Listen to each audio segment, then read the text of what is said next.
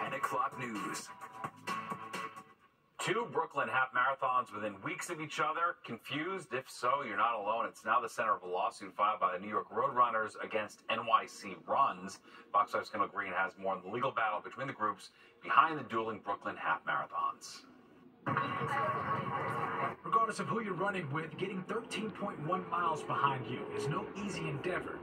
On the last Sunday of April, more than 21,000 runners crossed the finish line, conquering NYC Run's Brooklyn Half Marathon, as 25,000 more are training to do the same, with New York Roadrunners hosting the RBC Brooklyn Half in less than 2 weeks. The similar names, the center of a 22-page federal lawsuit filed by New York Roadrunners back in mid-February. It's taking aim at NYC Inc., alleging trademark infringement, citing several instances of confused runners causing a mix-up in race registration. And that's really what trademark law is about. This is a consumer protection method. Kristen Roberts, a trademark and copyright infringement lawyer, running us through the run-in between the two groups, saying the common confusion from the runners is a strong cause for the suit. A Reddit thread 3 months ago seems to support the suit's claims, as one user noted a frequent exchange. Oh, cool, wait, the one in April or the one in May? The suit claims NYC Runs Inc. is misleading consumers and capitalizing on the goodwill in the Brooklyn half marks by offering its own half marathon running event. So it sort of creates this question as to whether or not either of these marks is really strong to begin with. The suit also alleged inadequately staffed and poorly organized races hosted by NYC Runs Inc., saying they have the potential to damage NYRR's reputation as it aims to stop any further use of the name. Roberts laying out a potential defense in the case. And say, yeah, you might have owned it for a really long time, but it doesn't really signify you anymore because enough people are wanting to use this term. Neither NYC Runs Inc. nor NYRR provided comment on the legal matter. Kendall Green, Fox 5 News. Well, just days after a huge tanker truck fire, all lanes of I-95 in Norwalk, Connecticut reopened in time for this morning's commute. Crews had to demolish a highway overpass that was heavily damaged by fire last Thursday, but all lanes in both directions are back open by yesterday at 10 o'clock in the morning. The state now turning its attention to rebuilding the overpass. This morning, Connecticut Senator Richard Blumenthal called on the federal government to foot the bill. Whatever it costs, the federal government ought to bear the major, if not all, the major part of that cost, so Connecticut taxpayers are spared that burden. It's expected reconstruction will cost around $20 million. State officials also seeking relief for any local businesses that were impacted by the road closure over the last several days. Well, the federal government weighing in on how to make school lunches more healthy. The Agriculture Department releasing new nutritional guidelines for schools, limiting the amount of sodium and sugar in the meals they serve. According to the CDC, 1 in 5 children and teens is affected by childhood obesity. Some schools on Long Island say they've already revamped their breakfast and lunch menus because nutrition is a district-wide priority.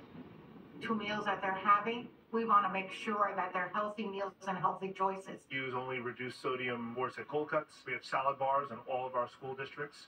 We do roasted chicken every day. The USDA won't make schools swap out the menus for this coming fall, but changes do have to be phased in by the year 2027. Congestion pricing speeding up the FDR like a freight train. It's coming on June 30th, but as Arthur Chien shows us, despite several lawsuits, everything seems to be moving ahead. It's so close, drivers can probably feel the money coming out of their wallets. With congestion pricing gantry set to be activated on June 30th, one major roadblock remains. 7 roadblocks to be precise, as 7 lawsuits have been filed in federal court to block it from happening. Plaintiffs range from New Jersey to Long Island to Lower Manhattan, where Susan Lee of New Yorkers Against Congestion Pricing Tax is hoping to block the MTA from flicking the on switch next month. I'm very hopeful because if not, the judge would have tossed this out early on. I think that, we are moving ahead. We have a lot of support from everyday New Yorkers. While the MTA has conducted studies on the impact of congestion pricing, Lee says she wants the agency to specifically look at how Lower Manhattan would be impacted, both environmentally and economically, especially as congestion pricing offers no breaks to drivers on weekends when neighborhoods like Little Italy and Chinatown do the bulk of their business. Oral arguments for that lawsuit starts next Friday. Even with the 7 lawsuits, many believe it'll move forward on June 30th.